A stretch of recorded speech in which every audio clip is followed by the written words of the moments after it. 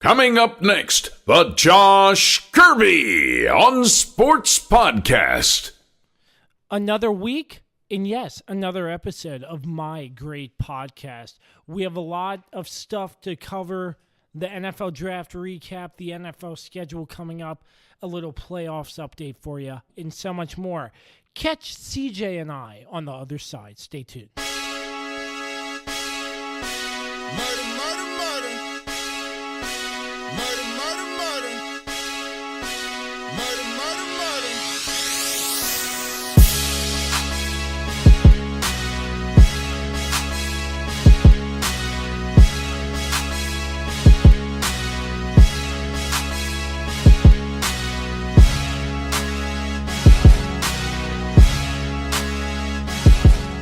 Oh, indeed. I'm glad you connected. This is Dave Johnson, voice of the Washington Wizards. You have connected to the right place because you are listening to my man, Josh Kirby, on Sports Podcast.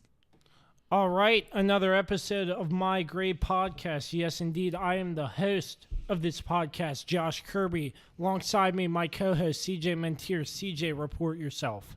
Reporting for duty. Yes, sir. How we doing today? Doing good. And reporting on duty, the third member of our team for today, Patrick Mentier, back home from James Madison University in great old Harrisonburg, Virginia. Patrick, how's life going? You doing well? I'm doing well, Josh. Got no complaints. Ready for summer, man. Good, man. Glad to hear it. Before we get started, as always, want to thank Rat 11 Chips for sponsoring this episode of the Josh Kirby on Sports Podcast, along with our new beat, JR Beats Official produced this one, Killer's Mentality. Great song. Thank you to JR Beats Official for that. And thank you to Dave Johnson, as always, for our intro again. So, gentlemen, a big show to get into. We're going to start off with the NFL draft. It was, I don't know if you'd say a crazy one. It's very controversial, like I said. Yes, very controversial. A lot of interesting stuff happened. But well, we're going to dive right in and talk about the NFL draft, CJ. And I know you're itching to say a lot about the NFL draft, like your overview of it all. Yeah, so little bit of an overview right now. We're going to talk about 5 specific teams that matter to us the most and give draft grades on them and talk about why we feel that and see if Josh or Patrick or me have an opposing viewpoint to that draft grade. But they will also have their own 5 teams that they have chosen for this draft review.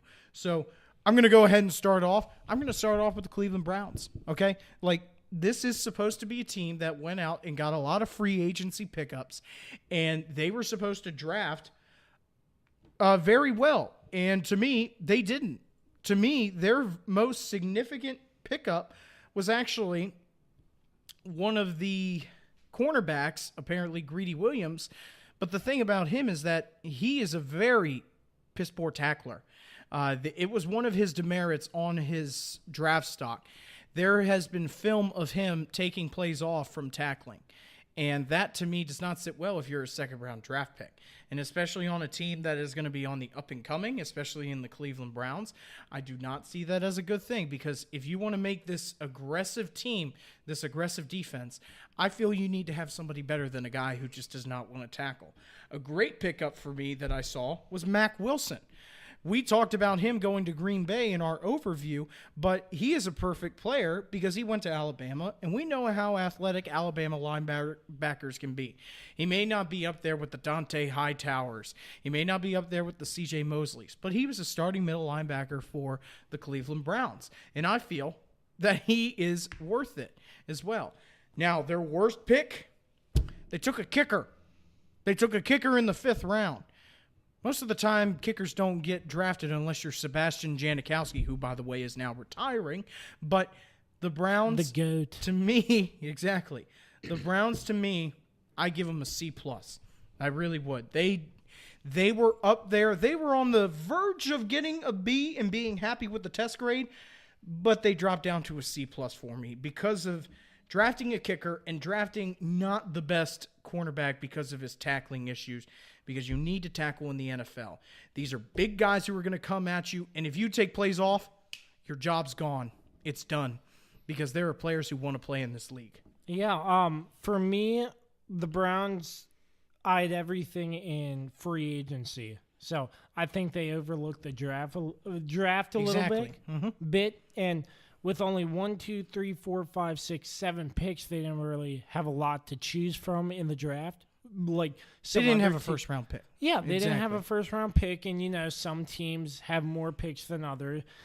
This is a team that did not have a lot of picks, so they were very limited in what they could do. But like you said, I do agree with you there because there's not a lot to choose from for them because they did eye everything in free agency, but they could have done a little bit better.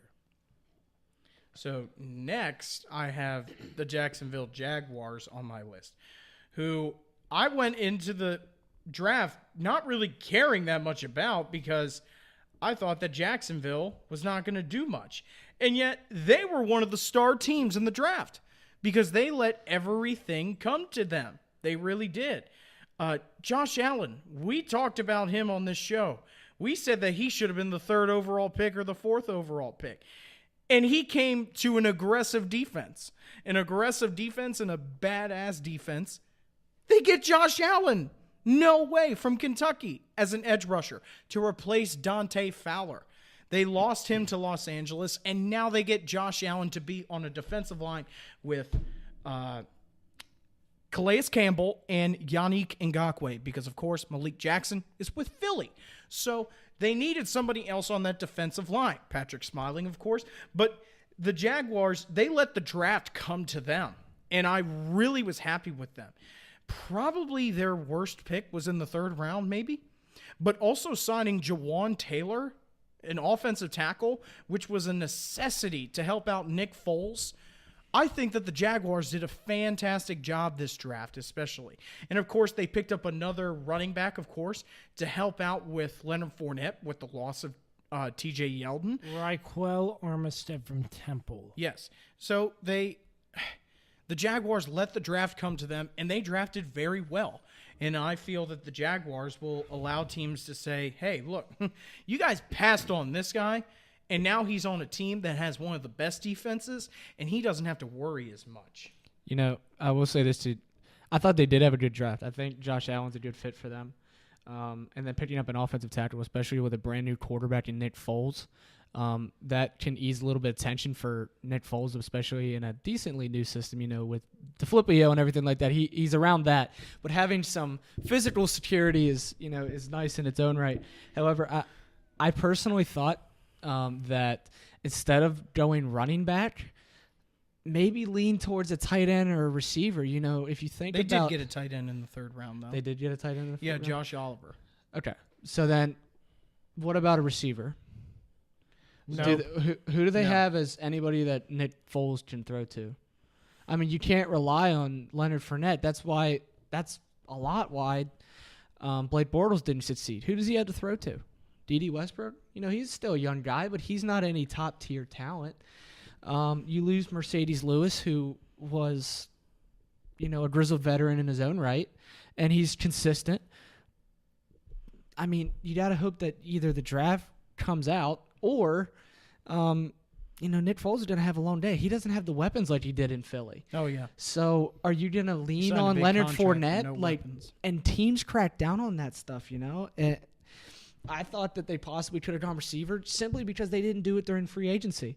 So that'd probably be my only critique of their draft is simply because they don't have any real down the field options for Nick Foles, and I'm interested to see how that's going to translate to this season with him having no weapons.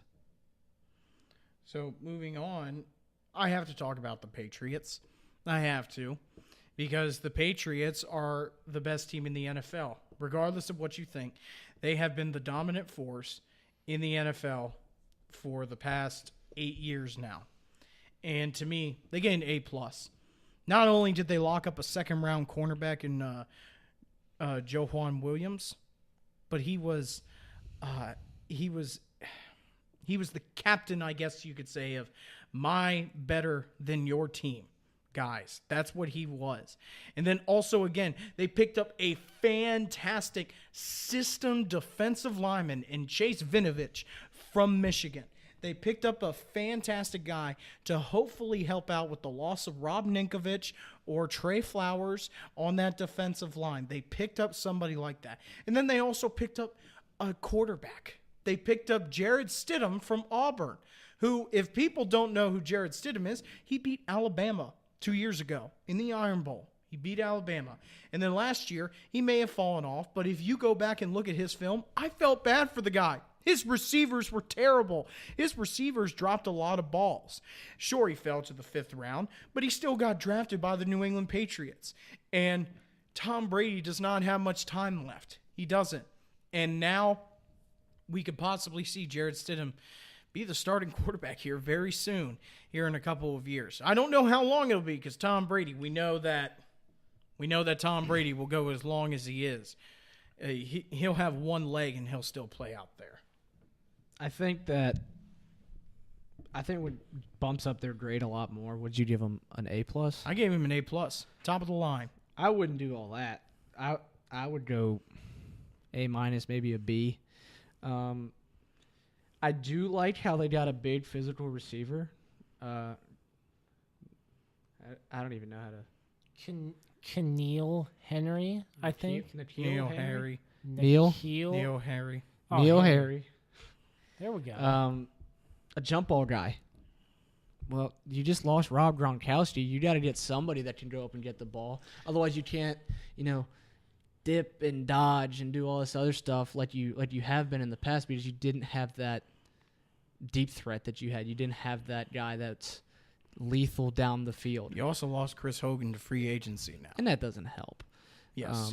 But having that big guy that can go up and go get the ball like Rob at least did. Now, they lose a little bit in the run game, but you got a guy that can help Tom Brady out. They also drafted Damian Harris from Alabama. But they always, if they lose somebody, they just find some other guy and reload him into the gun the Patriots find a way to do it every year. Because it all comes back to coaching. And that brings up, Jarrett Stidham. Is that if he was inconsistent in college, he showed up in pretty big games. I mean, he didn't play bad. But if consistency is his issue, I mean, he went to the right place. Mm-hmm. I mean, Jimmy Garoppolo was not the most perfect quarterback. I don't think you can find another organization in the NFL that's as consistent as the New England Patriots. So if you have a consistency issue, but you have all the other tools that can do it, you've played in the toughest conference in college football for multiple years, and you've thrived, and you go to the Patriots, that's Bama 2.0, So it's like the SEC of the NFL, basically. Yeah, so you're looking at the most consistent coaching staff in the NFL. Well, the AFC East isn't the SEC. It's the worst division of football. But the pick makes sense. Yes. So he has all the tools. He's at the size, and he's shown up in big games. He shows that he can do that.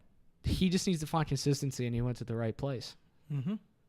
Yeah, and I really think here that the Patriots made a great move picking up Jake Bailey from Stanford. That looked like a pretty great punter. That was a joke, obviously, but got to throw some humor in here. But nowadays you need anybody that can kick the ball. You laugh at the Browns, but how has their kicking game been? Absolutely horrendous. If you get to the point where you got to draft a kicker, you need some help in that department because kicking can win or lose games. We watched Hard Knocks of the Tampa Bay Buccaneers. They drafted a kicker in the 2nd round, and he was out of the league after 2 years.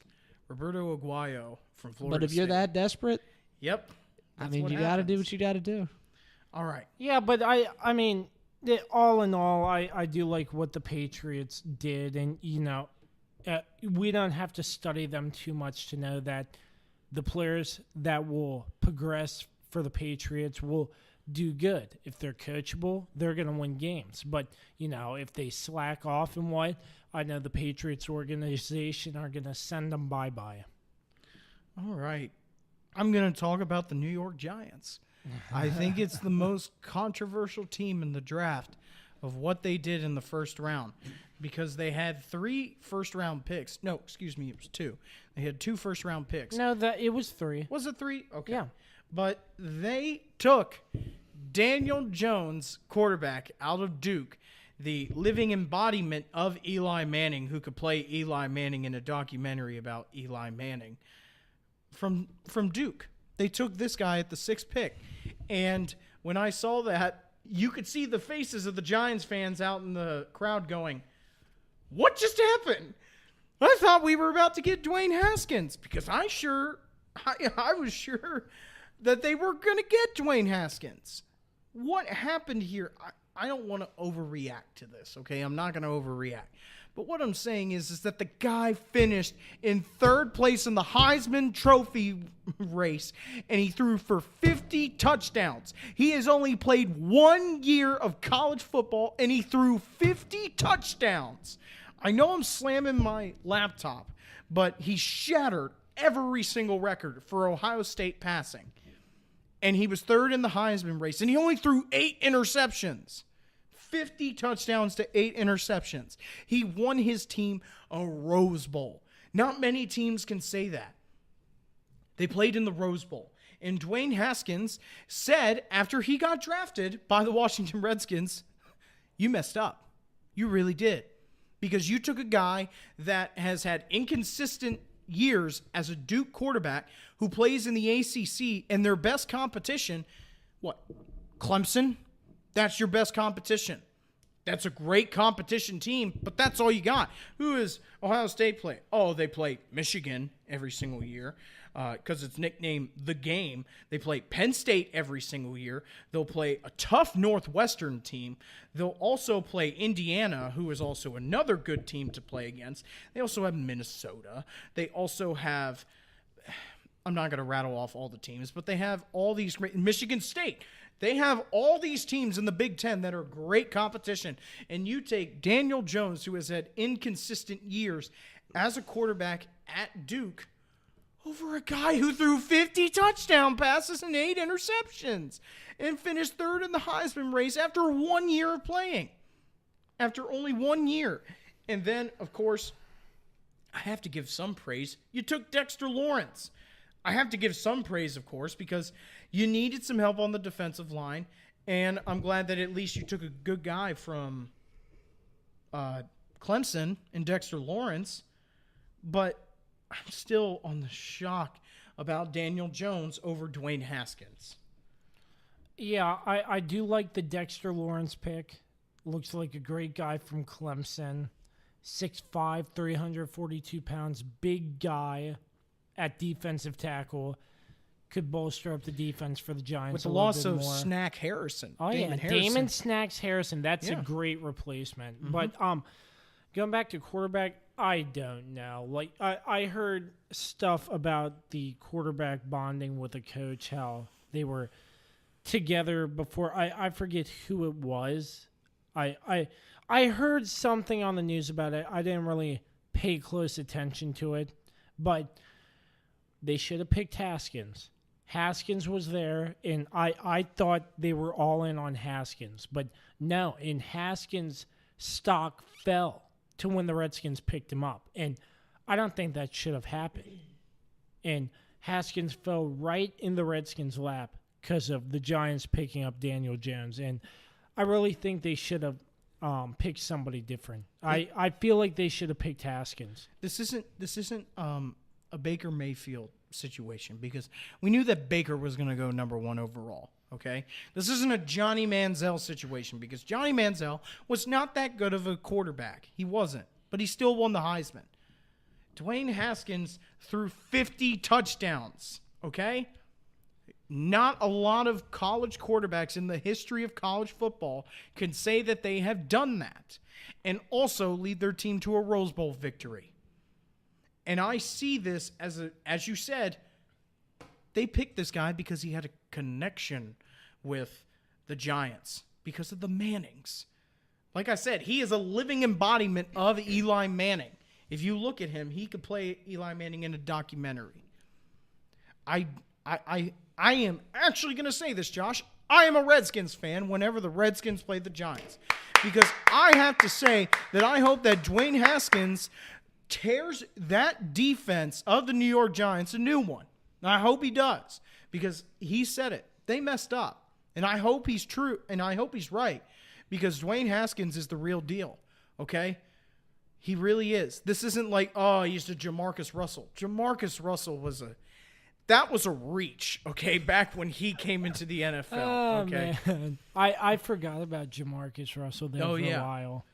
You know, it's tough because it depends on how you look at it. I mean, I don't think they should have went with Daniel Jones because he's like Eli Manning light. And I feel like you have too many weapons to rattle down the same road that you've been having, which is inconsistency in the passing game and no shot taking at all. None. Because you have the weapons to do it. You got Saquon Barkley as a tailback, which should open up your receivers just at the threat of his name. And yeah, you lost Odell Beckham, but you still have Sterling Shepard. What's their tight end's name? So they have Ingram. And you got Ingram, who's one of the most underrated tight ends in the game. I mean, you got some playmakers to at least push the ball down the field. And you know, at Duke, he didn't have weapons like that. So I'm interested to see, are they going to actually be able to do something with this offense? Because if Eli Manning, if they don't, I thought Dwayne Haskins would have opened up their offense a little bit more because he's got a little bit more of a gunslinger mentality than Daniel Jones is. Daniel Jones is a I'm going to take what I can get kind of guy. And that's fine. Believe me, there's nothing wrong with that, especially in the NFL. Brady lives off of that. Tom Brady lives off of that mentality. I'm going to take what you give me. But Brady's also not afraid to take some shots. And that's the difference here is that Dwayne Haskins is like, I'm going to push the ball down the field because I got the weapons to do so. How do you think he threw 50 touchdowns? Mm-hmm. You take chances. You throw the ball down the field. Are you always going to hit? No, but you have to be willing to take those chances. And so Daniel Jones is a lot like Eli Manning where he doesn't want to do that. And when you got the weapons that the Giants do, because you do, I mean, you have some options. Why not? Why not have a guy that can open up your offense a little bit? Exactly. And I said this about Saquon Barkley. What did Saquon do best in offenses? Well, he can adapt to a lot of offenses. We saw it in an offense like the Giants, which is basic. It's basic because Eli Manning does not run a spread type of offense. They do not. At Penn State, with Trace McSorley in the pistol formation in the shotgun, what can Saquon Barkley do? He can go from the shotgun in an instant, hit 100 miles an hour. The guy is a fearsome player. And what Dwayne Haskins did at Ohio State is the exact same thing. He's not a running quarterback. He's not. But he was in the shotgun for most of the time because that's what their offense was. He's able to have the play action. He is able to basically make the defense be fooled. And why would you not want to have that guy next to Saquon Barkley? Why would you not want that guy who can actually check it down to Saquon Barkley? Because there were plenty of times where Eli Manning tried to take shots and Saquon Barkley's just here dancing in the middle of the field waiting for the ball, but Eli doesn't want to do that. And he's looking for his star receiver in Odell Beckham. That's not what you do to win football games. When you have a guy like Saquon Barkley, you need to build your team around Saquon Barkley, okay? Couldn't agree more with that. He's an offensive rookie of the year. He's one of the best players we have seen in the league in I don't know how many years. And you're telling me that you draft a guy who is going to just be a living embodiment of a quarterback who has struggled for the past 5 to 6 years of his career. That's what I'm getting at from the Giants. You bolstered your defense. Congratulations. But your offense is suffering now. So that's the Giants. And then I'm going to go ahead and talk about your Redskins. I'm going to talk about how you guys drafted very well in the first round. Okay? You guys did. Because when Dwayne Haskins was there, you took him. And without hesitation, it seemed. And I hope that he's your long-term guy because he is the best quarterback in the draft. I don't care what anyone says. He's the best quarterback in the draft.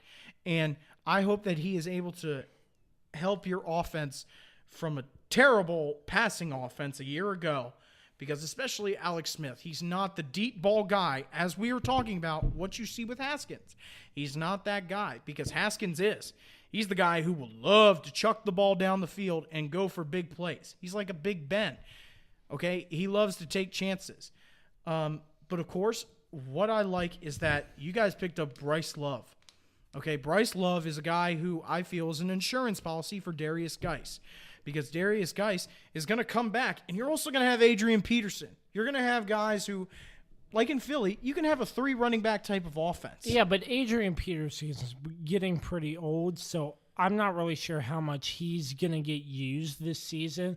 I think he's more of a third down back type of guy because of how old he is. Yes, he's still powerful, and I see him going in partially full-time, like first, second, but mainly third down, like switching on and off with Chris Thompson if they decide to use Bryce Love at all during the course of this season. Okay, well, then you also picked up Montez Sweat, okay? And he's a steal for me because, yes, his injury is – it's an ACL injury, okay? This is an injury that a lot of players encounter. But with the loss of Preston Smith – you need somebody. Yep. And Montez Sweat is a steal for me, especially in the first round when you guys took him. You got 2 first-round talents in the first round. Congratulations. You did a lot better than what the Giants did. I give you an A for this one because I know you're not happy that you didn't draft a wide receiver early in the draft, but honestly, I'm glad you didn't because I think that Metcalf is overrated. After going back and looking at what Metcalf did, like I said, he only caught the ball 26 times in 7 games for Ole Miss. He's a deep route guy. He's a go route guy. And you might need that, but I just don't think he's right for your offense. Not even Metcalf. I just thought we should get a wide receiver because in my mind, I felt like Case Keenum could have gotten the job done for the Redskins because I didn't realize they were actually going to go for a quarterback. But, Case Keenum's made it to an NFC championship game. So you've seen him play well for the Vikings. Granted, he hasn't done well playing for the Broncos, in the system. He was under a bad system with a defensive coach. Yeah, there. but I still had faith that Keenum could get it done. But what makes it easier for me that the Redskins got Dwayne Haskins is that he fell to the Redskins. The Redskins did not trade up to get a quarterback. He fell right to him. But one thing I'm worried about, I just can't trust it with this Redskins team because you know how the Redskins can mishandle everything. And like you said with Montez Sweat, an ACL injury, what if Dwayne Haskins ended up like the next RG3 in Washington? That's something we all have to worry about here, But there's a difference. But you can't base because if you're gonna have that mindset, it's everybody on your team. Then you got to have that mindset with, especially when it comes to injuries. You can't think like that. You're a business. You can't think that we're gonna take this time, but something could happen. No, you can't think like that. But Dwayne Haskins was a heck of a pick for you guys. And that's coming from a freaking Eagles fan. I don't want to play that guy. Because you know how long it's been since the Redskins have had somebody that's actually willing to push the ball down the field? Do you even remember the last time they had a guy like that? My final point Mark Brunell, that I want to talk about. Dallas. Not even? What was it, RG3? Does RG3 had a little bit of gunslinger in him? Yeah, he had because he wasn't afraid to sling it down the field. So he's not afraid to sling it down, and you guys go 10-6, win a division. So then what happens after that? So he goes down with injury. It happens. Who do you call up? Kirk Cousins? You think he's going to do that? No. Absolutely not. He's not going to do that. He's a safe guy. Yeah. So what happens? You get rid of him. You get Alex Smith. He's Kirk Cousins in a different body. It's the same thing. That's why the Chiefs didn't go anywhere because – and look who they got.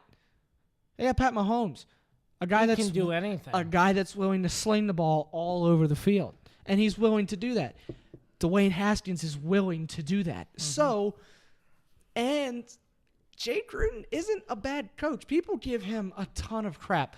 You gotta remember how much. I mean, come on now, Patrick. But you gotta remember how much they've had to overcome with injury. The front office doesn't help, obviously, and they still don't have bad years.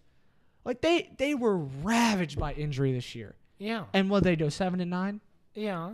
I mean, they were this close to making it to the playoffs, but they didn't. They were crushed by injury. They're like a below-average team. It's not to the point Because they where have the a good Redskins coach are with gonna go winless. not a whole lot of talent. So here's the thing. So if you have the quarterback willing to sling it around with a coach that's willing to do that, you got something. And you guys are lucky that he fell to that because the Giants screwed up, and now you guys are going to have the opportunity to do what the Giants won't do for years to come. I just have one final comment, is that if there is one quarterback who is very successful in college and can tell a quarterback to look, college is different than the NFL, it's Case Keenum. Case Keenum has every single passing record imaginable at the college level. He is the number one passer in college football history. He has every single record. That's my final point, is that I feel he could help Dwayne Haskins. Yeah, well, it's a lot better for me because Dwayne Haskins fell right into the Redskins' lap. So I'm just hoping they can do some well for the Redskins. But the Redskins, they're obviously rebuilding. This draft was a small step in the right direction for them, and hopefully they can turn out to have a good season. Well, he brings a mentality that they've been missing for a long time. Hopefully, and that's refreshing if you're a Redskins fan for sure. Yeah, hopefully he can change Redskins fans' minds. Hopefully he can prove me wrong. I think you will, just not against the Eagles. Yeah, so CJ, question for you. How do you like the pickup cornerback Jimmy Moreland from James Madison? Well, it was good to see another Duke finally drafted. Jimmy Moreland, I've said this for a while, that Jimmy has one thing that Greedy Williams doesn't. He's fearless. Jimmy Moreland doesn't care how big you are. He's gone up against the top talent in the FCS level. Dallas Goedert, he had to be man-on-man on him a couple of times in our South Dakota State matchup. But Jimmy Moreland, what he excelled at was man-press coverage. And that's something that not a lot of teams can find. And I'm happy that at least that's something that not a lot of teams can find, is a guy who can play man-to-man coverage all over the field. And that's what Jimmy was able to do. He didn't care what size you were. He was going to go up against you. So that's very good for your Redskins. And is it a Redskins draft if they don't pick up an Alabama player? Ross Piercebacher, offensive guard? Yeah, Pierce Shabacher. Yeah, Can't go wrong. Alabama. Can't go wrong with a Bama lineman, I'll tell you that much. He can play almost any position on the offensive line. Yeah, but is it a Redskins draft if they don't pick up an Alabama player? Nope. You've seen it before. Nope. Yeah, but Redskins, I'll go along with you. I think the Redskins, I'm going to say a B+. What's your next one? That's the 5. That's the 5. Man, that was fast. I thought we'd go through a little bit slower. So that's the draft, just sort of our recap, top 5 for you. Last thoughts on that, gentlemen? Any? Yes, our very own George Aston. Yes, I almost forgot. Steven City legend, sort of. I'd like to say legend. Yeah, you don't really know him, CJ, but George Aston, fullback. I watched him play. Yeah, fullback from Pitt, very beast, monster-like. My goodness, he knows how to stiff arm and get in the end zone. But he played at Sharando. I think I was a freshman at the time. They made it to the state semifinals, played Dinwiddie. Made it to the state finals. State championship. No, excuse me, state championship. I knew that. It's been a while, though. Against Dinwiddie.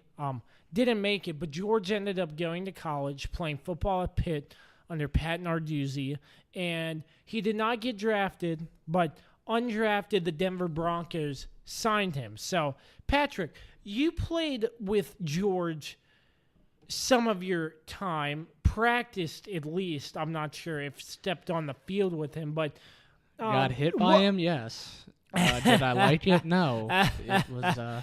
Oh man! But anyways, your thoughts about this move, the Denver Broncos picking him up, and just your thoughts about it since you've been on the field with a guy like George Aston and how beast of a guy he is for a football team. Well, to start, they got a guy that they're never going to let go, whether he plays fullback or special teams or whatever they ask him to do. He's going to do it, and he's going to do it freaking well. There was not a single thing that I saw him do that he was bad at. Nothing. In the weight room, Maybe his taste in music. on the field. Maybe his taste in music. That was about it. Yeah. Katy Perry does not really get my Hey, buttons don't going. hate on Katy Perry now. It's a good locker room before a game. Won them a lot of games, that's for sure. But here's the thing. So they're getting a guy that's hard-nosed. He's a great locker room guy. And he's good at everything he does. In high school, the one thing that I noticed is that you didn't have to coach him. He had fantastic instincts. He was strong. He was accountable. And he was a hell of a leader. So even if he's not in a leadership role for an NFL franchise, that's not a problem. He leads by example. That's why Pitt fell in love with him, is because he does everything right. He does everything that you ask him to do. And that's what the NFL craves, is a guy that does anything they ask a player to do and to do it well. So whether he gets a lot of reps at fullback or he gets a ton of special team reps or whatever God, could you imagine that guy running down the field? or whatever they ask him to do, they got a guy that is going to do it and do it well. So it's tough because, he's out west now, but they got a good freaking football player. And they got a tough-nosed guy, and especially a Denver team that loves hard-nosed football and loves that physical game. They got the perfect guy for it because George is a freaking machine, and I have no doubt that he'll be dressed up for game one for the Denver Broncos, because he's going to make the team, because they're going to fall in love with him, and they're going to do it rather quickly. Yeah, I am very excited to see how he plays. So good luck to our friend George Aston up in Denver now. Wishing you all the best. Great success, buddy. And before we move on, just so you know, CJ, last week, the guy we fell in love with got drafted to the Colts. Rock Ya-Sin. Cornerback, second round, pick 2 for the Indianapolis Colts. Probably friends with Clinton Dix. He just graduated from Alabama. He went back to school and finished his college degree. Good for him. Smart man. Wow. All right, so moving on here to the NFL schedule. And I'm not really sure who you want to talk about or who you want to talk about, but I'm talking about the Redskins and how their schedule... I'm going to talk about the matchups that we could see this year. You could talk about your Redskins. I'm talking about the big games that I can't wait to see this definitely. year. And starting off, the first game of the NFL season, the Bears and the Packers, to kick off NFL 100. Yeah. This is a change of scenery. We are not going to be seeing the Super Bowl champions play on Thursday night. We are going to be seeing 2 of the longest tenured teams in the NFL history play on September 5th, the Packers at the Bears. The Bears got a great first-round draft pick. His name Khalil Mack. I think he worked out very well this past year. But that, of course, is the very first game of the year. And I think also you have to look at your Redskins playing the Eagles week 1. They're going to get a taste of Dwayne Haskins right away. Seeing this draft, I'm eased. I'm comforted a little bit more about the Redskins' schedule these next 5 weeks, if I can pull it up real quick. But it's gonna be very, very difficult, and they need to lock and load. They're starting off Redskins, Eagles, then their home opener against the Cowboys, then the Bears, then the Giants. Oh, you gotta play the Bears week 3 too? Yeah, week 3. Then week 4, the Giants. Week 5, the New England Patriots. Man, what a start to a season. Yes, that's what I'm saying. Okay, so I want to go back to the Bears game real quick, just to say, this is also going to be Matt LaFleur's first game as a head coach of the and he's going to have to go up against the immovable defense of the Chicago Bears. What a way to start off your head coaching career against a defense that last year was the most fun to watch in the NFL. You're going to have to try some things, but who knows what Aaron Rodgers will call, because we know he'll call anything now. And another week 1 matchup, the Patriots begin their title defense with a matchup against your Pittsburgh Steelers. It's always a good one. Yeah, always. Why? Always a good Why does it have to be them, man? Hey, but week 1, Why don't you play the Browns? but I wouldn't want to play them week 1 with how much energy they're going to have. But I wouldn't wanna play week them at 1, all. anything can happen because you never know with the new guys you draft. Week It's just 1, always a tough environment to win in Foxborough. the greatest Because weeks you don't. Exactly. the greatest weeks in NFL, week 1 and week 17. Week 1 because I you wouldn't don't say know all what week you're 17. getting. I wouldn't say week 17. Week because 1, absolutely. Week Because 17, because they're trying to get the matchups in order for you to get interested in the season. Week 17, there's No, yeah, you but- might have a There's a lot of couple games. rivalries, But but yeah, there's you- so many games that are already decided. You didn't let me finish though. But week 1, because you're wrong. oh my, see what I have to deal with on a daily basis talking to my What? co-host. CJ's a sweetheart. Oh yeah, he is one too. But but if I You're can- never allowed on this show again. Never again. what has happened to this podcast? But anyways, I'm about to lose my train of thought here. But week 1, it's basically you don't really know what you're getting out of the NFL teams, and this is the only week where you're like, you don't know what to expect. You can't really predict who's going to win. But then once you get into the groove of things, you see the patterns of the teams, and then you determine who may or may not win based off their game the previous week. Week 17, what I like about it, on a good week 17, you get a lot of games that decide who and who doesn't make it to the playoffs. That's my only reason. But most of the games are already decided. So a matchup that I do want to talk about involves your Redskins once again. You're going to play the Vikings. You know who you got to play then. Oh, You man. got to play against your old Kirk Cousins, your old buddy pal up there in Minnesota. Thursday night, which I'm not Week 8. happy about. I know Thursday night games are never fun on the road. Even NFL teams do not enjoy Thursday night games. Yeah, but I Not mean, even the home ones. Kirk Cousins, the way he's been playing, he hasn't lived up to his 86 But wouldn't mil. you be happy if you beat Kirk Cousins? Yes, very. Wouldn't you be very happy? Yes, I'd be very That's happy. why I'm saying it's a good matchup. Yeah, There's a lot of controversy going on. It is a there. very great matchup, and it's going to be interesting to see. Another one is the Ravens versus Seahawks, and it's going to be in Seattle. Earl Thomas is now a part of the Baltimore Ravens, and he's now going to be going back to his home stadium for Week 7 against the Seattle Seahawks after signing a 4-year, $55 million deal. And the last thing that the Seahawks saw of him was him flipping off the middle finger on the cart going to the locker room against the Arizona Cardinals. What a great gesture to the What fans. a fantastic gesture. I would have given him 2. Another one, the Jets and Steelers. So the Jets, Le'Veon Bell. This is going to be, I guess, a grudge match, I want to say. But Le'Veon Bell was on the Steelers for his first 4 years as a Steeler. The Jets still don't have the talent to compete with the Steelers. He doesn't. You got to understand, if Le'Veon is excited for that game, it's only for the hype because it's not going to be a very close one.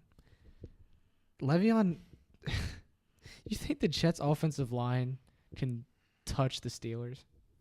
Absolutely Well, he seems to not. think that. I've been saying Absolutely it not. for a long time that So you have he's a going to whole- be standing on the sideline watching James Conner and Benny Snell Snail, yeah. run all up and down the field because they have the offensive line to do it. Mm-hmm. And then Juju's going to Yep. do a little Fortnite dance and you're going to Vance McDonald's going to stiff arm another guy into oblivion. and you're going to leave that stadium by winning by 17 or more. Period. I appreciate And a that. discussion. All right. Well, then another one I hope you will enjoy is the Browns versus Patriots. You got the dynasty versus the young guns. You got the dynasty versus the overrated team as of right now. You have a that's a sub whole nother 500 discussion. level team going up against the greatest team in NFL history as of right now. You have a Patriots team that doesn't care about free agency, saying, you can have all the free agents you want. We're still going to beat you. Look, that's a whole nother discussion. Is the dynasty versus the young guns. The young guns. You know, I mean, you got Baker Mayfield, who is the real deal. Don't get me wrong. Now, is he Tom Brady? Absolutely not. I think he is. I got you there. Come on, dog. Let's be honest. You got the GOAT versus one of the up and coming quarterbacks that that could run this league just because of his competitiveness. But that's a whole other thing. That's what that game brings to the table is that you got the GOAT versus the best quarterback out of last year's draft and possibly one of the best quarterbacks that's under 24 years old. So it'll be interesting. I still don't think the Browns beat them. I still think Tom Brady shows Baker Mayfield up a little bit. I wasn't at 41 years old, but that game will definitely have a lot of hype, and it'll be fun to watch. Yeah, it will. But as a Redskins fan, I think I'm on the same boat as the Browns. And when I say when we meet the New England Patriots, we're gonna get stomped because that's how good the Patriots are. I don't think you'll get stomped. Here's the thing. So they'll get beat. Well, after this draft, especially as an Eagles fan, because like the NFC East is always one of the most competitive divisions in football because of its inconsistencies, which is it sucks because you don't, as a fan, you're like, oh my God, are we gonna go 11-5 and win the division, or are we gonna go 6-10 because it's not our time, it's somebody else's time. So if I'm sitting here as an Eagles fan, I'm worried about the Redskins the most. I thought Dwayne Haskins was a great pick. Giants, Cowboys, they're always a threat because that's always a good game. No matter who they're playing in the division, the Cowboys is always a good game in division. But I mean, if your enthusiasm went up for this year's schedule, another high enthusiasm other than the Browns, which you're never gonna match, you won't do it. I think the Redskins are up there. The Redskins might be fun to watch with Dwayne Haskins because he's going to chuck the ball around and make the game interesting. It's going to be interesting. I'm glad that you're keeping your expectations low, though, Josh, because you expect nothing less. Because that's so unusual for a Redskins fan. We just got a good quarterback. Oh, we're going to win the Super Bowl, baby. Dude. Let's go. No, I'm not like that. Come on. All right. I'm not like the young kid who YouTube videoed RG3 getting drafted and then me screaming all over the house because our savior has come to Washington. See how that turned out? Snap. So, week 2 of the NFL season has the Saints versus Rams game. Where's this one at? And it's going to be in L.A. So, dang it. Yeah, I know. Could you imagine if that game was back in New Orleans? Oh, yeah, you my better God, bring Al Riveron out to the Saints win by game. 3 touchdowns if it's in New Orleans, period. But I don't think they let them get out of the dome. For a second week game, you got to admit, you're watching this game and you're going, fight, fight, fight, fight. Hey, look, another fight. Because this is the most controversial game of last year. This game... In the past 10 years. This is the most controversial play in the past 10 years. There, especially on the way to the Super Bowl. Like, that's crazy. So, yes, the tempers are going to be high. Hopefully, I'm going to say this. Hopefully there's no fighting. But let's be honest, we're Americans. We want to see a fight. But... I think the Saints come in with a lot of energy, and they win a close one simply because it's in L.A. If it was in the Superdome, it's not close. It's not close if it's in the Dome. But that game, is that the Sunday Nighter? So that's got to be the Sunday Nighter. If that's the Sunday Nighter, Al Michaels and Chris Collinsworth are perfect. That'll be a good one. Yeah. So right now it doesn't say anything about that. I will give you an answer here in a couple of minutes, but the next game, the Chiefs versus Patriots. They're going to play again in Week 14, and this is a rematch of the AFC Championship game, in which the Patriots won on a offsides penalty. D Ford, all his Ford. fault. They would have been in the Super Bowl if it wasn't for D Ford. Well, there's a reason they got rid of him. No, they didn't. No. Who? He was traded to San Francisco. That's right. Because him and Bosa are going to be a pretty decent Yes. combo punch there. Mm-hmm. So You have that matchup between the Chiefs and Patriots. You also have another matchup between the Chiefs and Bears. You have a matchup between Patrick Mahomes and that unstoppable offense against the immovable defense of the Chicago Bears coming up here next year. where's that one at? That is going to be in Chicago. Oh, So you're going to have on a cold, windy night in Soldier Field. It's going to be a great game to see, especially on both sides of the ball. December December Chicago. Week 16 in Chicago. Right, here's the Could thing. lead to playoff It implications. could. It could. Especially with the Bears. Because I think the Chiefs will be close to locked up by then. The Bears, I don't know. I do not know. Can we trust Trubisky this year? Yeah, exactly. Can we trust him? Because he had a great year this past year, but can we trust him again? Can he show progression? You know, he Exactly. showed He progression. has shown it. He Yes. has shown it from his rookie year to his second year. If he, it's tough to say, but because the NFL is a business, I mean, it's got to come up. If he doesn't show progression this year and they end up in the same situation, he might have one more year after that. And then you got to start thinking long term. Man, you really think that they would go for another quarterback after taking the number 2 pick overall? Sure. No, Sure, I don't see why not. That's crazy. I could not see Because that. if you have the coach,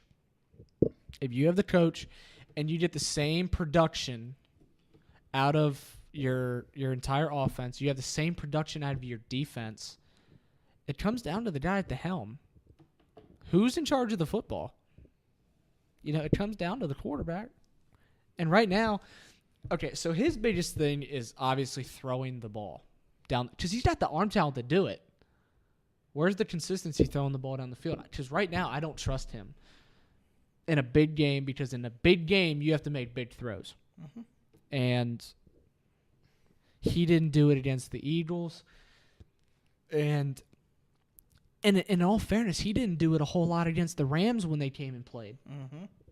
Oh, that was a 15-6 win for the Bears. So I know. So that's what I'm saying. So if their defense continues to have the same domination, or at least relatively close to it, but you have the same issues on the offensive side of the ball, when you have such a creative, fun offense, then you got to find a guy that can actually help you. It sucks to hear, but at the NFL, you know that's what you need. So those are all the games that I have for the best matchups coming up this year. Yeah, I think you hit on it all. I agree. I looked through the schedule and I There's think so you many picked- good games and there's so many bad games coming up here that they're good. Just going to be One of the- drub matches, basically. One of the best ones that I like, and I might be a little biased because I am. Patriots and Eagles are going to come up as well. Patriots I and didn't even think about Eagles, that. you know, New England comes to Philly. So, Do they run it again? Do they do it again? Do they run the Philly? Do they do it again? Do they bring Trey Burton in for just one game? They signed Trey Burton for sign a him for 1 one-day day. contract. Bring him in. Say screw you, New England, and then he goes right back to Chicago. no, shoot, when is that game? Because it's late in the year. Yeah, it's November 17th is when it's going to be. November 17th. So close to Thanksgiving. You got New England coming to Philly. Hopefully both teams are healthy by that time because these are both Super Bowl contenders. We saw what they were able to do 2 years ago in the Super Bowl. It should And be. that was a fun game to watch. It was. Well, you get teams that are, I don't want to say opposites, but they're both well coached. They have a lot of talent consistently over the past couple of years. And it's always fun to see one of the best quarterbacks or the best quarterback to ever play the I was game. gonna say, don't go there now. The I will best stop this quarterback to ever podcast play and the talk game. to you. And then you got a young guy in Carson Wentz who is trying to get his shoes back on his feet, which I think he will. But that's a whole nother conversation. And if both quarterbacks are healthy, that'll be a matchup that I think what a lot of people wanted to see in the Super Bowl, and then what a lot of people still wanted to see, because Carson Wentz has not faced the GOAT. So as a fan, that'll be interesting just to see where Carson Wentz, stacks up against greatness. Yep. So moving right along here, that was all our NFL talk for today. Hope you enjoyed that segment. I really enjoyed it. It took a lot shorter than I thought. But moving on to what does CJ have? Oh yeah. I totally forgot. No, one more NFL topic. I'm sorry, CJ. I'm in La La Land, but Tyreek Hill will probably be placed on the commissioner's exempt list for an audio file that has been released, and regarding the safety of his wife, ex-wife, girlfriend, and child. Don't really know all the details on that, but your thoughts on that, CJ? I don't think he should be put on the commissioner's exempt list. I think he should be banned from the NFL. This is getting out of hand, man. This is the second player of the Kansas City Chiefs that is now going to be under surveillance for domestic abuse, and this one is for a child. And also assault for threatening his wife, or his fiance, excuse me. When is the NFL going to start punishing franchises? When is the NFL going to start punishing franchises as well as the players? When is this going to stop? It's never going to stop. Because what do the Chiefs have to do? Oh, well, we just drafted him. We don't really have to worry about much. When are the teams ever going to start punishing? When is the NFL ever going to start punishing teams? Because this is your fault. You knew that he had this type of past. Because he did this. He assaulted his girlfriend when she was pregnant with this child back in college. This guy has had a troubled past. And not only had the Chiefs said, we're winning football games, well, they have basically dismissed the case. And now they have to open it back up because now it's serious. Now it's serious. You wouldn't have done this for a player that was on the bottom of the totem pole, but because it's Tyreek Hill, you wanted to throw it under the bus and say, let's keep this quiet because we really need him to win football games here. Come give me a hug, please. That's all it is. It's like with you guys and Reuben Foster. Now, he was falsely accused. He was. Now I take back what I say. I'll take it on the chin. I was wrong.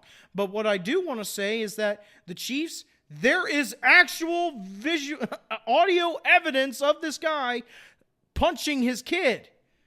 He broke his arm. He broke a 3-year-old's arm. What does a 3-year-old do to deserve a broken arm and be punched in the chest? They sit there and do nothing. They may cry. They're little children. And you're telling me that he had something that was justified to break an arm and punch his son in the chest. He should be banned from the NFL for doing this. He really should. Because as I said, this guy has had a history of this. He has. But the Chiefs still took him because they noticed he was a good football player. So, in my opinion, CJ, do you think the NFL is a job? A job for... Yes, it's a job. Yeah. It's a job. In a regular job. So if you were caught, if you were caught with domestic violence, you should be fired. Yes. You should be fired on And the why spot. isn't this taking place? Why isn't he getting fired? Because it's the National Football League. And what the problem with it is, good players are doing this, And the teams want to keep him around to win games. It should be more They about... were going to sign this guy to a big contract, I heard. It should be more than winning games. It should be about, is the person a good person? Can he be on our team? Is he able to be a good person and not break the law? Because if I was an owner and Tyreek Hill did that, he'd be off my team. The Pittsburgh Steelers, I know Antonio Brown didn't break the law or anything, but they wanted him off the team. They have some morals. They say, dude, this guy is a piece of crap. He doesn't care about anyone but himself. They wanted him gone from the team because they have some morals. The Kansas City Chiefs do not. They do not. They had one of the best quarterbacks in the NFL, if not the best last year. And Tyreek Hill was one of his biggest players. And because he was such a prolific player in that offense, they want to keep him around. Antonio Brown has been a prolific player for a number of years in the NFL. And the Steelers said, bye-bye, you're a piece of crap. I don't want you on this team. And he was shipped out. That's the difference between the Steelers and Chiefs, is that this guy has had a history. I'm going to say it again. He has had a history of domestic violence towards his family, and they still drafted him. Antonio Brown never broke the law, but he was a piece of crap human being, especially to his teammates, and they shipped him off. That is the difference. It is a job, and this guy should be banned from the NFL. I know because I listened to Mike Golick, and I know that he wanted to strangle that kid. Mike Golick said, I want to kill that dude right now because of the way that he threatened his fiance and also broke a 3-year-old's arm. What is this? And now, and I'm saying it again, the Chiefs only had to open it back up because they were forced to. If this audio evidence never came out, this would have never been opened back up, and we would have been saying, oh, nothing happened. But because it did happen, the Chiefs now are forced to do it. They're forced to. Not because they want to, like the Steelers did with Antonio Brown, but because they are forced to do it now. That's what I see with the Chiefs. Yeah, it's a sad situation, and if I was the owner, he'd be gone. But, you know, the NFL cares more about having good players on good football teams and being on the exempt list. Most teams do, yeah. Yeah. Not all teams. I guess being on the exempt list seems like an appropriate punishment for because this happened with Tyreek Kareem Hunt. Hill and the Chiefs and the NFL. The NFL thinks this is a fair punishment, but I don't think so. Yeah, because it happened with Kareem Hunt. Remember, that incident that we saw on the video happened last February. Not this year's February, but last February, and they just blew it off until it came out in the middle of the season, and they were forced to do something. Not because they wanted to or knew that they had to do something, but because they were forced to. What is this franchise? I love Patrick Mahomes. I think he is a fantastic quarterback. But I will not respect this franchise because all they care about is winning football games, and that's it. They don't care about human morals. Apparently, they don't care even about 3-year-olds. They don't care about fiancés. But they sure as hell care about winning football games.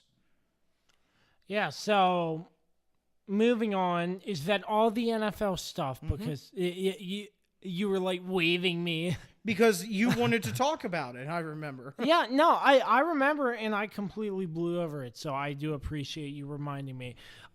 Taking a brief look into some playoff actions, NHL and NBA, and yes, the Capitals have been eliminated, and what a sad, tough, heartbreaking. This loss really stung for me and the rest of the Caps fans. But the Caps had opportunities to win against Carolina. All I'm going to say about this, they had opportunities to win.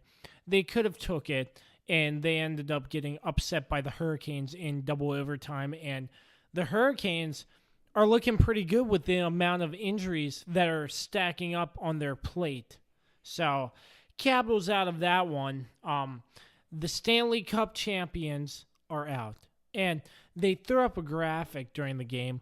Each of the NHL division winners have been knocked out of this NHL playoff. So it's going to be interesting to see who hoists the Stanley Cup this year. I don't know if you saw the Vegas Golden Knights versus San Jose Sharks Oh, game. my goodness. What a throw, man. You threw the game away, man. The Golden Knights had it. I feel so bad for Marc-Andre Fleury because they committed 4 penalty power play goals, man. I feel so bad for him. You give them a power play, it's going to be a goal for one of them at least. Yes, exactly. And I feel so bad for him. Goes to game 7, and that happens. You had the game 1, but you decide to get cocky and you decided to throw the game away.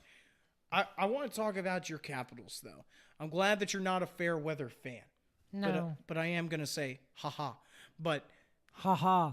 Who's playing golf, though? We're both golf. on the couch going to be watching the Stanley Cup. Hey, but we made it farther than the Penguins. What is your reasoning for that, man? There's no it doesn't matter. You started it. You said haha. No, you started it by wanting to crap talk the Penguins, even though I've told you multiple times I could care less. Seriously. They're just my team. Besides the point. Okay. What I wanted to say is that your team last year, the reason why you guys were so good last year is because you won games on the road. You did. One of the things that made you guys so good is that you were able to beat Tampa in Tampa. Okay? That was a game 7, by the way. Exactly. That's what I'm saying is that the game series may go to game 7, but you have to win games on the road. You guys didn't beat Carolina in Carolina. You guys didn't. And that is not going to win you the Stanley Cup. I do want to talk about my Penguins because when we won the Stanley Cup the year before you guys, when we played you guys, it took us to game 7.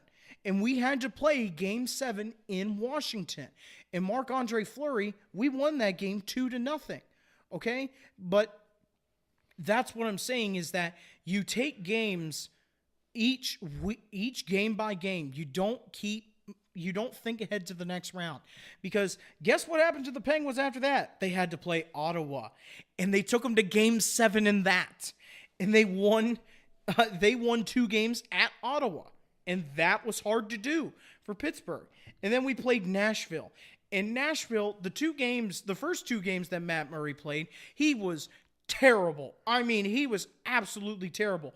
He got 9 goals scored on him in a matter of 2 games in Nashville. What happened in the 3rd game? We won 2-0. Okay?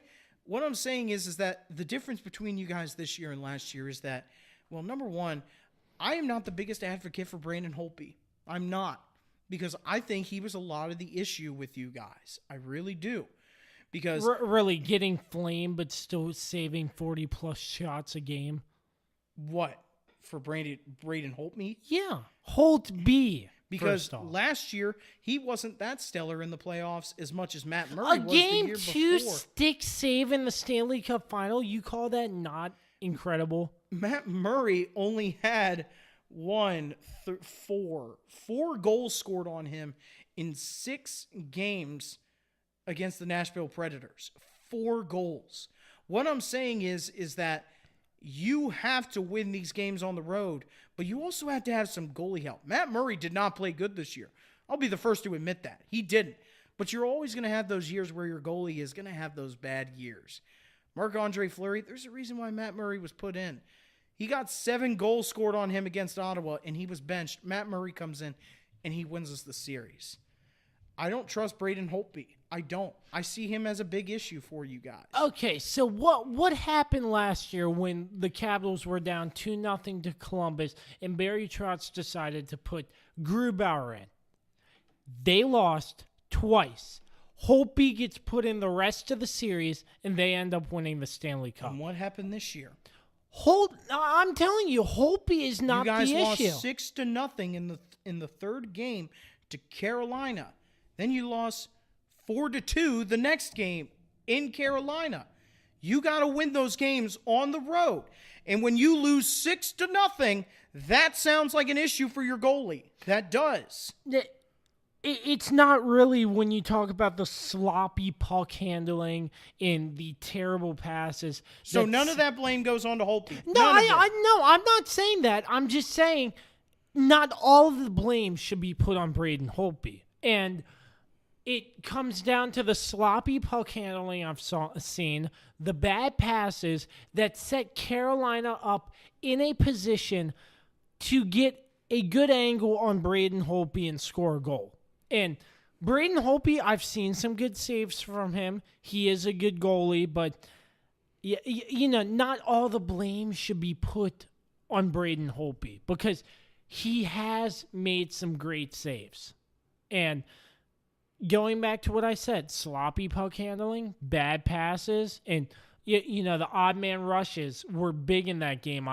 In that series, excuse me, but I don't think all the blame should be put on Braden Holtby. I'm not saying that, but I am saying he is a big part of it. I have been, because even last year in the series that you did win against the Lightning, against the Penguins, against the Jackets, he gave up a lot of goals in those games that you won. You had to take a lot of teams to overtime in those games. Yeah, I do remember that. Jinx, you me Sarah. So I do remember those games. Sure, the Vegas Golden Knights series, you guys won 4-1. Sure, you guys handled that. And that may be the only series that matters. But right now, I saw what Braden Holtby did last year. He gave up a lot of goals. And he may be a starting goalie for you guys, but he's not one of the best goalies to me in the NHL. Just me personally.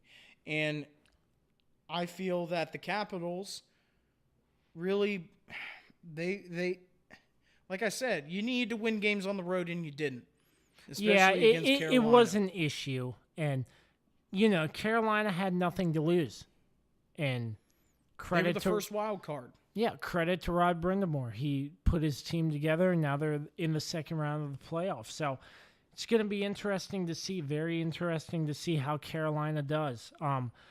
But I don't know. I mean, Capitals, what's going to make this all better is John Walton, the voice of the Washington Capitals, had a perfect sign-off.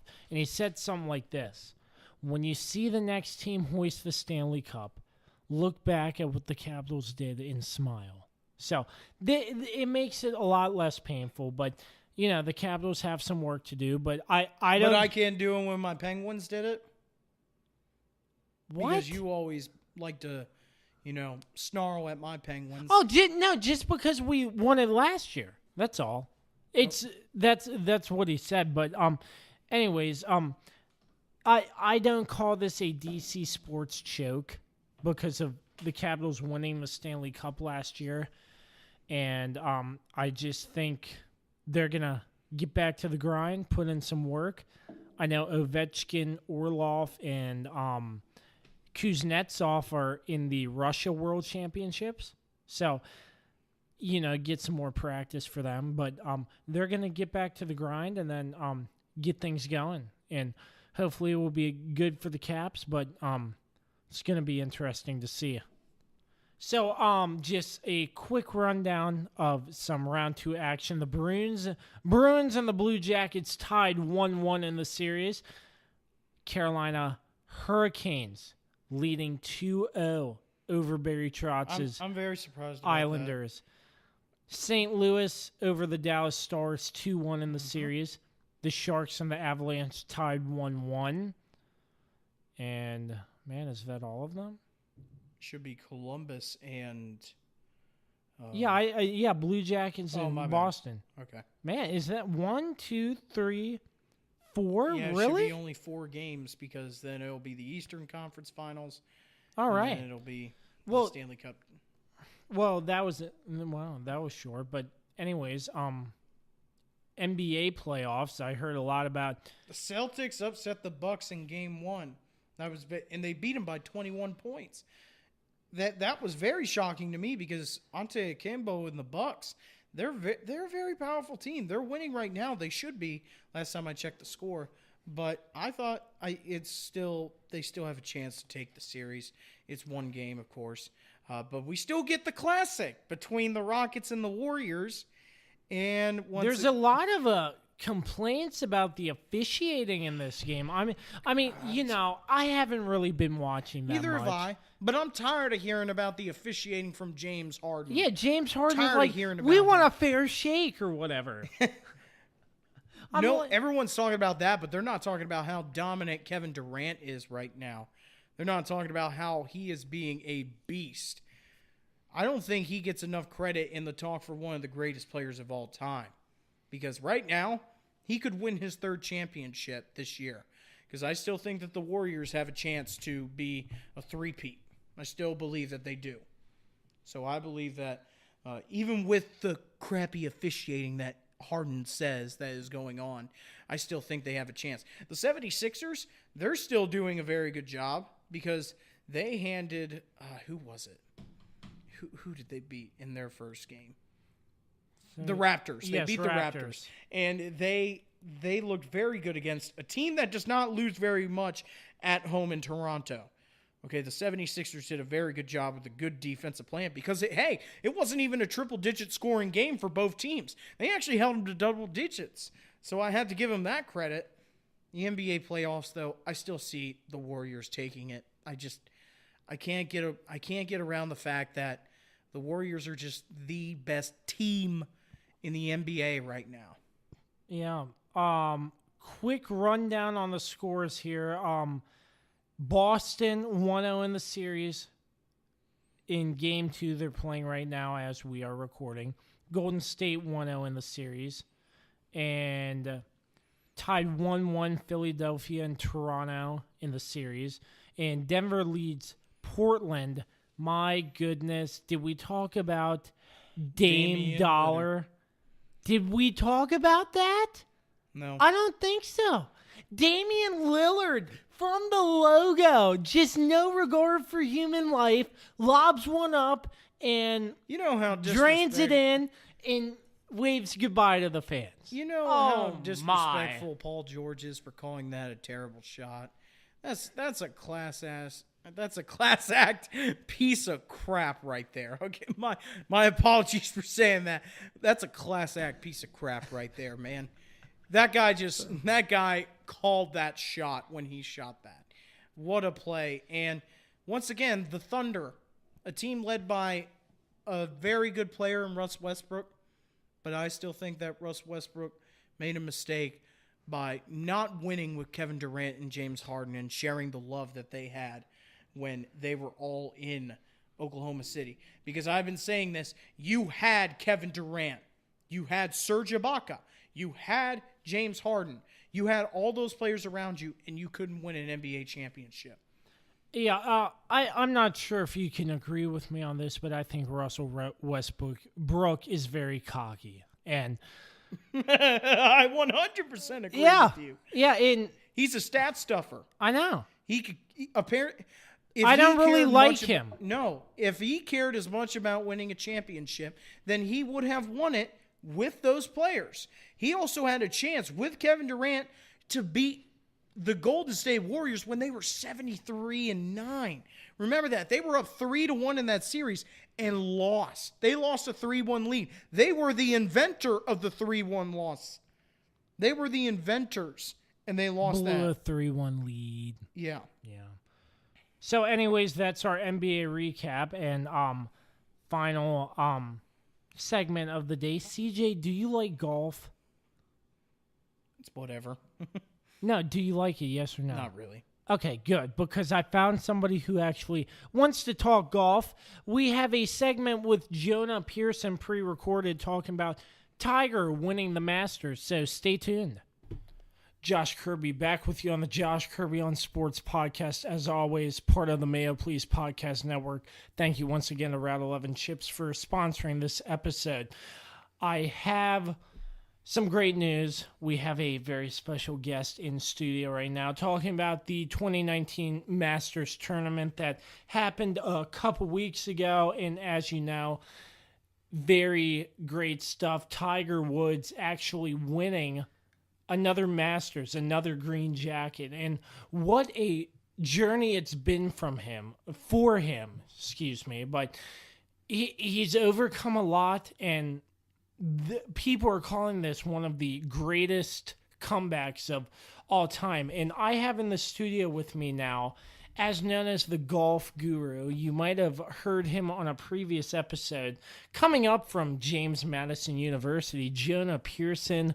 Jonah, thank you for coming into the studio live to talk about your favorite sport, golf. Yes, thank you for having me. I really appreciate you having me on. Yeah, man. So, give us your take on this whole Masters tournament as a whole for us. Well, my take would be obvious in that it was probably the greatest Masters of all time.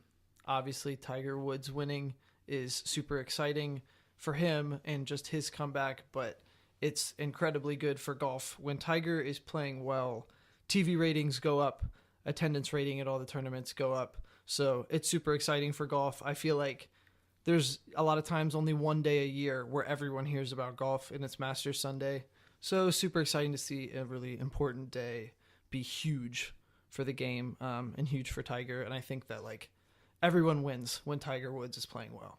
Yeah, so looking at the leaderboards here, you have some names we recognize. Phil Mickelson tied for 18th, Ricky Fowler tied for 9th, Jason Day and Dustin Johnson actually tied for 2nd, but Tiger Woods, he got the job done. He was going in minus +2 going into end of day he was 1. 2 strokes back going into Sunday. Yeah, and he comes back and gets a couple birdies, I believe. Yep. And gets the job done. I don't remember correctly which holes they were on, but the second and third days are where he really turned up the heat for sure. Yeah, I mean, he played incredibly well. Like his Sunday at the Masters is always hard. It's hard to go in the red figures at all. Hard to go under par because they make the pins so much harder. He still went 2 under in the final round, which is impressive in itself. But like you said, I mean, one of the best things for me about the fact that Tiger won is he didn't beat nobodies. There's even been some Masters in the past where you feel like kind of no names have come up and just strung together 4 good rounds and won. Like Angel Cabrera, I mean, he's good, plays in the Masters every year. I mean, he's contends sometimes, but at the same time, when do you hear Angel Cabrera's name? Charles Schwartzel, those guys, like some of those Masters just kind of feel like forgettable almost. But at the top of this leaderboard, major champions all over the place. Dustin Johnson, Molinari last year, Tiger and Molinari went at it in the PGA. Bubba Watson up there already has 2 green jackets. Webb Simpson, Jason Day, Koepka, like all these guys at the top of the leaderboard. It wasn't like Tiger kind of strolled into the finish like a lot of his other majors. This is the first major out of all 15 that he's actually not been leading going into the last day. So it's exciting to see him like finally get that done. It's kind of hard to believe that he's never been coming from behind on Sunday and win, and he didn't beat nobodies. He beat the best of the best on tour right now, which is always exciting, and like it makes for a really good story, and you can't really argue against the way that he played well. Yeah, I mean, the Sunday was exciting though because he went in 2 back, but at the same time, you kind of still got that sense that he was going to get it done. Even though he's never gotten it done in a major like that, you kind of got the sense that like he was lurking and he was on the prowl, and Molinari was feeling it on the back 9. And Tiger played the back 9 better than the front 9 all week. Like, I think every single round he was better on the back 9 than the front. So even though he was going into the back 9 down 1 or 2 strokes still, maybe even 3 at one point because Molinari was playing well on the front. But, I mean, that's golf. Molinari plunks one in the water on whatever that par 3 was, 13. And that's just inexperience, honestly. Tiger put his in the middle of the green, and you saw both the young guys that he's with put them both in the water. I mean, Tiger's played that twice as many times or more than those guys have. Put it in the center green in the 2-putt. I mean, that's when the tide really changed, and you kind of, the whole crowd and everybody watching kind of got the sense of like, wait, this could actually happen. And so it was exciting. He made a couple birdies coming down the stretch, gave himself a cushion to play 18 how he wanted to. He could play for a bogey and still win this thing, which is crazy to be watching. And he did exactly what he needed to do because he wasn't dominating the field like we saw from 98 until 2008. He wasn't dominating everyone he was playing with in these majors. He was fighting for it the whole time. So to see him finish that way was incredible. And you could just tell, like, when he finished and he putted out on 18. Like, it was unforgettable in the sense, like, you don't see Tiger that happy. I mean, he usually gives a big fist bump. You've seen those for the last 2 decades. But to see him continually amping up the crowd, going to hug his son, like, it was definitely one of the coolest moments I've ever seen in golf. And I think it's so good for the game. And I think it's going to get more viewers heading into the PGA Championship, the next major of the year. This is the first time ever that the PGA Championship is actually going to be the second major of the year. Usually it's last.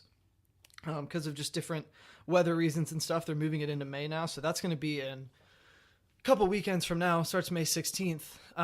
But I think the viewer rating and everything is going to go way up for the PGA Championship because as of right now, Tiger is the only player in the world that has the possibility of going for the Grand Slam and winning all 4 majors. So it's super exciting, and it kind of begs the question, like, how many more times is he going to do this, you know? Yeah, it's seriously going to be really crazy to see Tiger go for a Grand Slam after all the adversity he has faced. So going back to before he won the Masters, there was some criticism from a couple big name sports guys, to name 2, Colin Cowherd and Stephen A. Smith. And he straight up watched the video on a camera. Correct me if I'm wrong here. And you're right. pretty much just, they were saying Tiger Woods was a good golfer. Yeah. He will never win another major. And he went out and silenced those people. And my next question for you, how much gas does Tiger have left in the tank? Well, it's a good question, and it's something to think about for sure because he's 43 years old, and in the last 5 years, it would be really hard to make a case that he's got anything left. Maybe he'll play a few tournaments, win a Honda Classic here or there, or something like that, when the field is a little bit weaker because not all the big name players play. But a major, you just didn't see that happening. That didn't seem in the cards. I mean, over like a combined 2 years just taking a leave from the tour for personal reasons, then you combine all the time that he wasn't on tour for multiple back surgeries, a knee surgery. You would just have to think someone at 43 years old, he's deteriorating. But he looked good all week. And then just a few tournaments ago, as far as the tournaments that he's entered, the Tour Championship at the end of last year, he won that. Granted, that was a field of 30 players, but 30 of the best players in the world. The fact that he even made it into that top 30 and was there to go and win that, you kind of had to feel like, okay, Tiger's actually got a shot at this. He's got 3 more majors left to catch Jack at 18. It'll be interesting. I hope that he does. He's 43 years old. He's got what seems like plenty of years left. I mean, I know he's got a lot of medical issues and concerns, but it kind of seems like that stuff is in the rearview mirror for him. If he's going to continue to play at this level, I don't know if people are going to stop him because I think we saw it with Molinari. Molinari is one of the best in the world. I mean, he's playing consistently better than anyone else as of recent, and he was shaken having to play in the final round with Tiger. I mean, when everyone in the gallery is rooting against you almost, you feel it. That's the Tiger effect, and you've seen it since the early 2000s. It's very real, and I feel like if he continues to put himself in contention in majors, he's the one who's got the nerves under control. He's the one who's got the experience, and just like we saw coming down the back 9 of the Masters on that last weekend, I mean, he's the one who got it done. There's a lot of good players up there, but there's still a lot of inexperience with these young guys, and I just feel like for the first time in a while, I feel like him reaching 18, 19 majors is possible, and it is incredibly exciting. Yeah, so going back to the end of that Masters there, you saw an emotional moment, him with his son and the rest of his family, and then walking to the cabin where apparently the green jacket is put on, which I really don't understand why. Because, seriously, the Lombardi Trophy is hoisted in front of fans. The Stanley Cup is hoisted in front of fans. But no, you have a college kid. Last year's Masters winner, in this case, was Patrick Reed, the commissioner of the Augusta or something. Sure. Yep. The Masters winner in Jim Nantz in a cabin, and Tiger just dons the green jacket, but nobody's there, you know? Well, I think a big part of that too has to do with they went inside for some of that ceremony because of weather. There was impending weather, which is why they had to move up those tee times initially. And they still were able to come back outside and redo Patrick Reed putting that jacket on Tiger. But I mean, you're right. When they go in the cabin and Jim Nance is kind of awkwardly running through his spiel and it's like completely quiet, but they're still mic'd, you know? Yeah, that's a little weird. And it makes for a little awkward moment, but it's still cool because you got to see Tiger, I mean, look up, and the first thing he said when he put it on is, it fits.